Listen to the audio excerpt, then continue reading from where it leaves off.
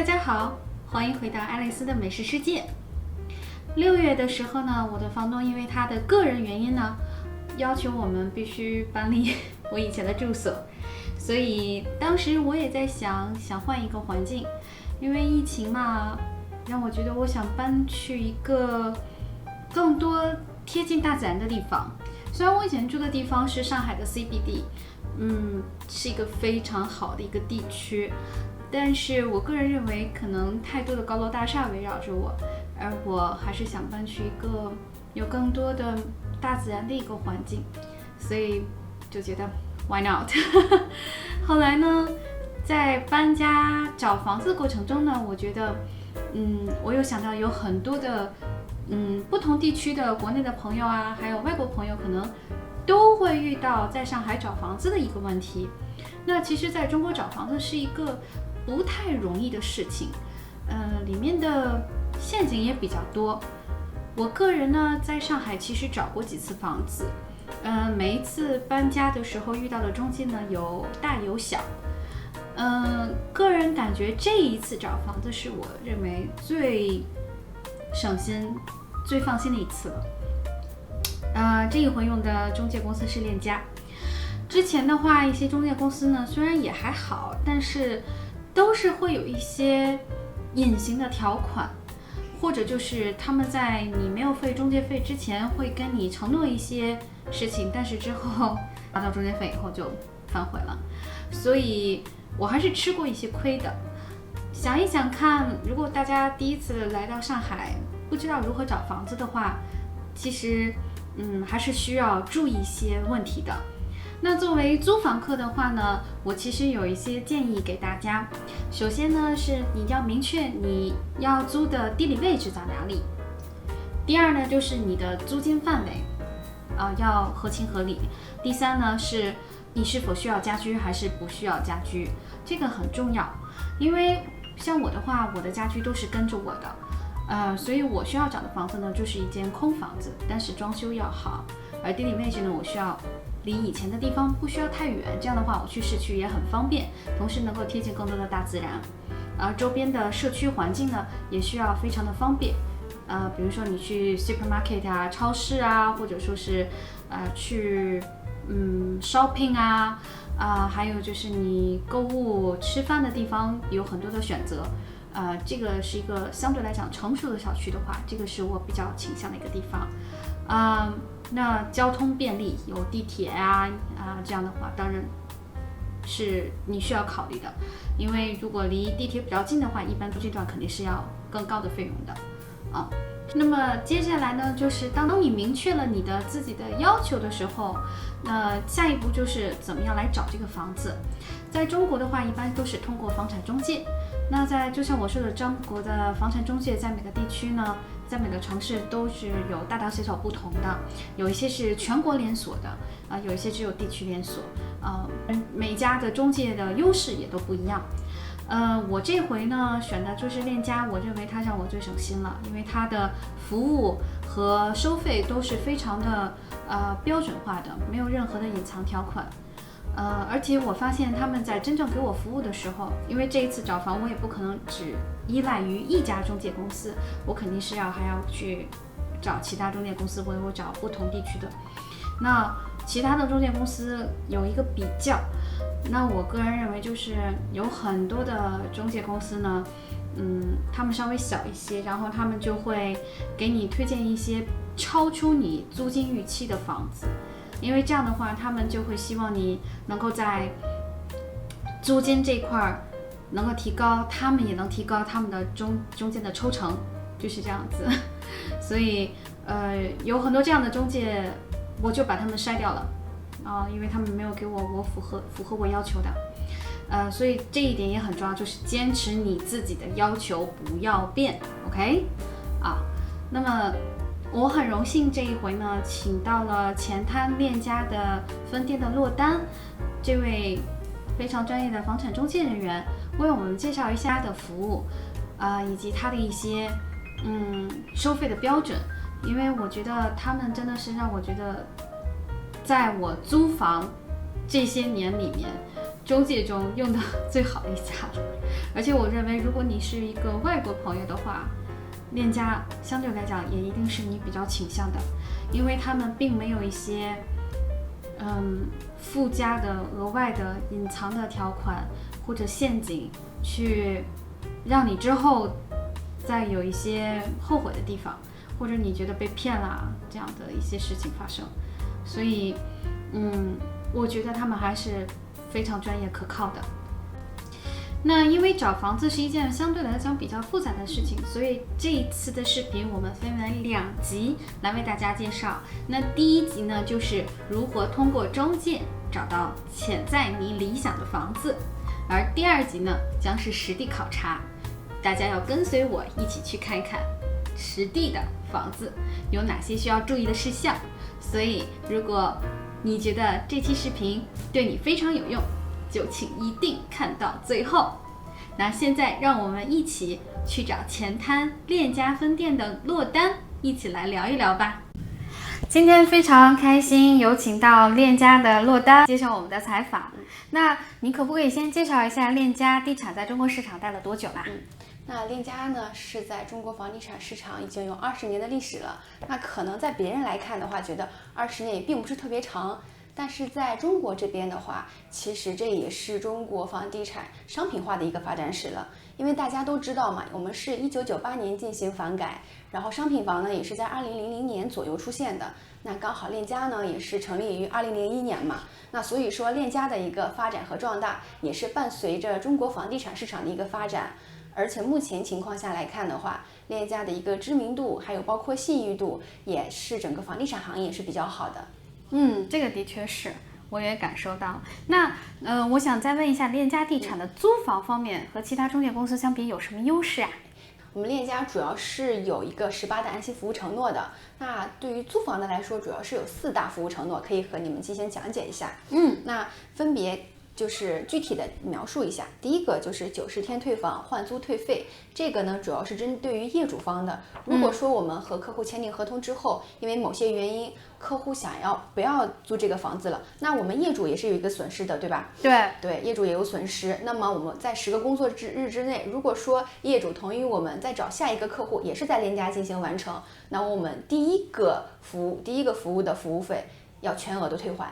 这个是对于业主的一个保障。那第2个呢，就是租金、押金、损失垫付，这个主要是对于租客的了，对吧？如果说这个房子因为业主的一个后悔啊，自己要自住的一些情况，那么对于我们租客来说也是一种损失，所以我们要对于租客损失也是要进行赔付的，为了让租客更好的找到下一套适合他的房子。所以你们是会先垫付，对吗？对，我们会先垫付啊，那不错，是挺好的。对，这样也会让大家更放心，对吧？对，更方便一点。然后第3个呢，就是租客无忧超期赔本。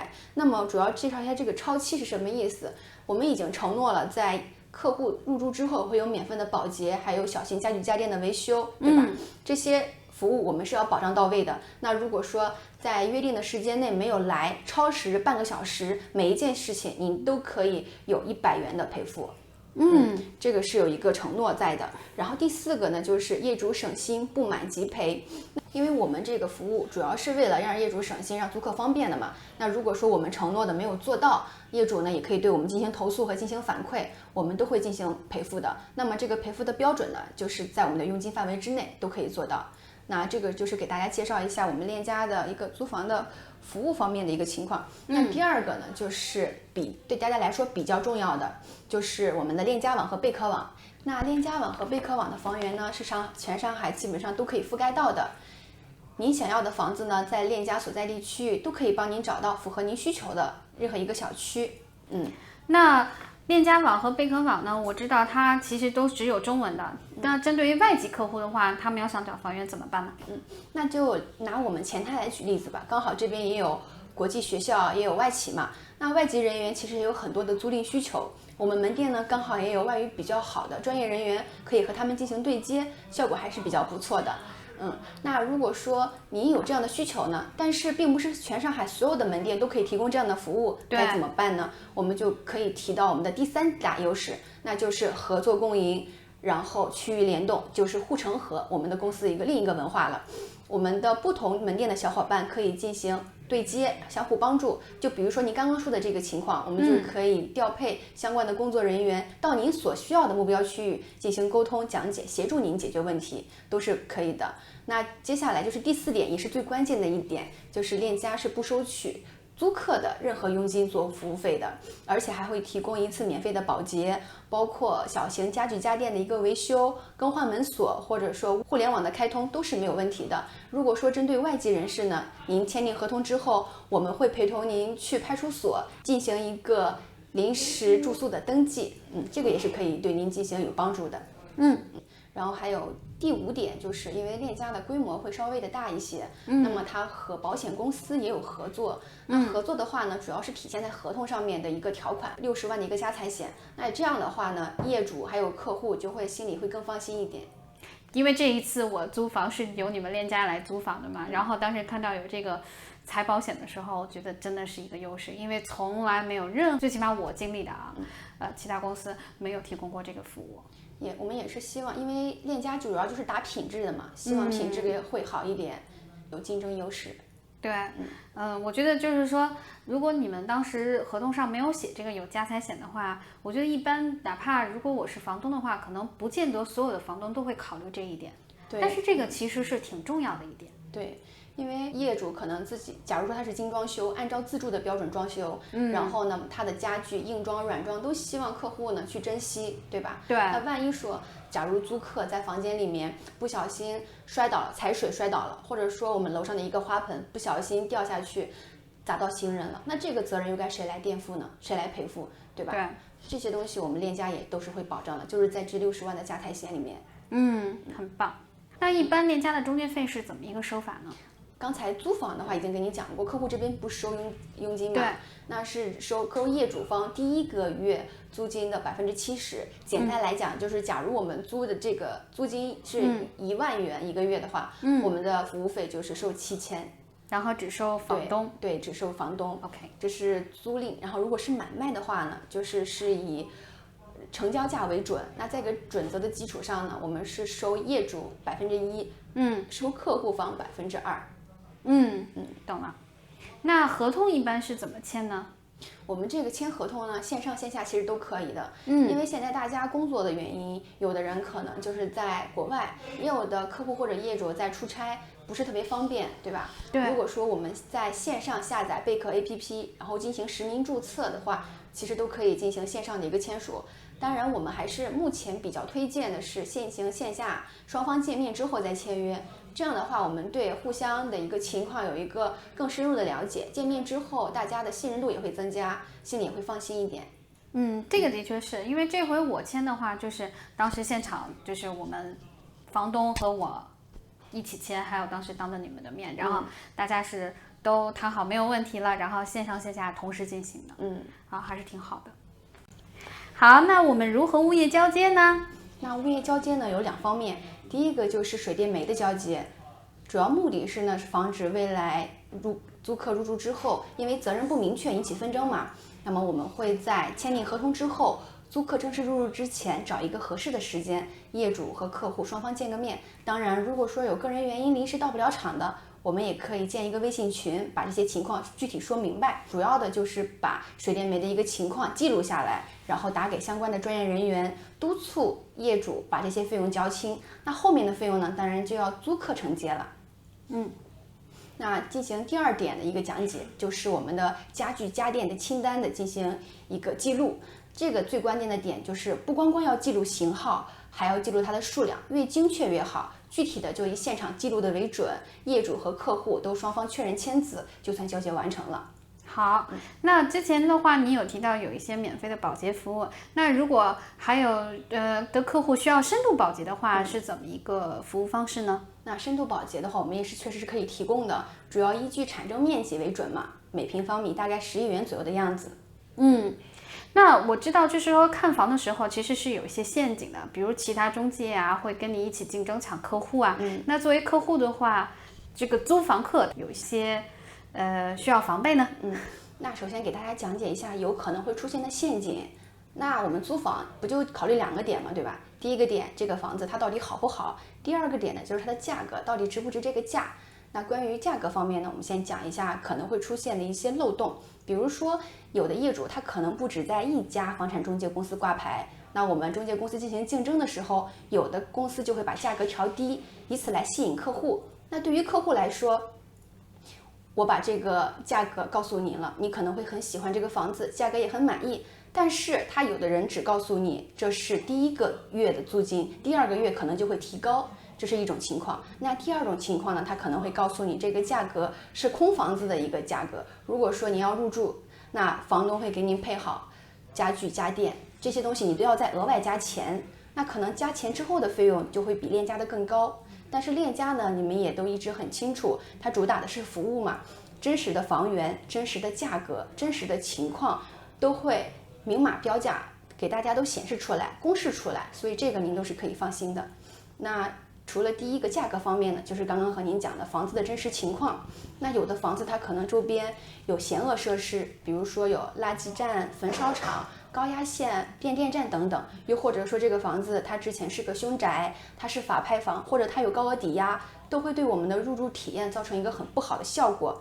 那有的中介他可能就是为了更快的把这个房子租出去，这些东西都不直接和您讲的，您根本就不清楚，对吧？因为您之前对这个区位可能并不是特别了解，所以说您要防范一下这样的情况会出现。那第2种的就是和大家再披露一下这个房子的采光和视野。有的房子的采光视野不好，那所以有的中介可能会晚上带您去看房子，您觉得还不错，入住之后发现它并不是您之前想要的那种效果，您这个也需要再防范一下。那除了这2点之外呢，还有一点就是，如果说您入住之后，那可能会面临一些您需要保障的服务。他之前可能会跟您说有保洁呀、有维修啊，但是后期他可能只提供一个工作人员的联系方式。当您需要服务的时候，那这个价格还需要您自己再去付款，这个就不是特别好的，对吧？对，这个的确是。对，会让你觉得心里面不太舒服。那还有可能会出现的情况呢，就是物业交割不明确。他物业交割的时候，可能上一个租客他的物业费没有缴清，到您这边可能面临停水停电的危险。这个时候我们还要再联系业主啊，多方沟通就会特别的麻烦。所以希望大家都要防范一下。还有一些就是当你签约之后，还会有一些问题啊，什么这种小的问题，我知道。对。然后他们有的时候也会放任不管的。所以说您最好提前的自己做一个准备和了解嘛，要不然到后面还是会影响你的居住体验的。那你对于租房客有什么好的建议吗？那建议方面，第1个就是希望大家都能选择一个大的平台，信誉好的、服务好的一个，这样会有保障嘛，对不对？但是中国呢，像这样的公司确实是有很多，您不一定非要选择链家，但是如果说您对于我的讲解还算满意，愿意给我们个机会，或者愿意信任链家的话，我们也随时做好准备为您服务。这是第1点。那第2点呢，就是如果说您想要租房，那么您身边的好友如果有类似的经验，您可以向他们取经，他们肯定会给你提供一些帮助的。对的。那第3方面就是，如果说您已经明确好自己的需求了，也确定好自己的目标区位，那这个目标区位肯定有很多中介公司，你可以去不同的中介公司询问不同的专业人士，比如像我这样的，做一个了解和深入的沟通，这样你心里就会有底了嘛。那最后一点呢，就希望您进行多加对比，多方了解。就是如果说您有一个更详细的问题需要我们进行解答，那我们也可以做好随时为您服务的准备。好，谢谢你，非常感谢，非常感谢这个落单为我们进行的讲解。反正我也是特别的希望能够帮到大家，而且如果说真的有需要帮忙的地方，那么我们链家也是有一个护城河的这样一个合作，也是真的希望能帮到大家。包括今天刚刚姐姐给我讲的，说外籍人士在链家租房可能会面临翻译这样的问题，那么这个情况我也会一级一级的向上级反馈，看是否可以把 app 变成就是中英文互换的那种模式，或者说每个门店尽量的要驻扎有就是外文基础的人员，这样的话可能会更好一些。也希望真的能帮到大家，服务真的让大家满意。好，谢谢你，落单。应该的，应该的。OK， 拜拜。拜拜。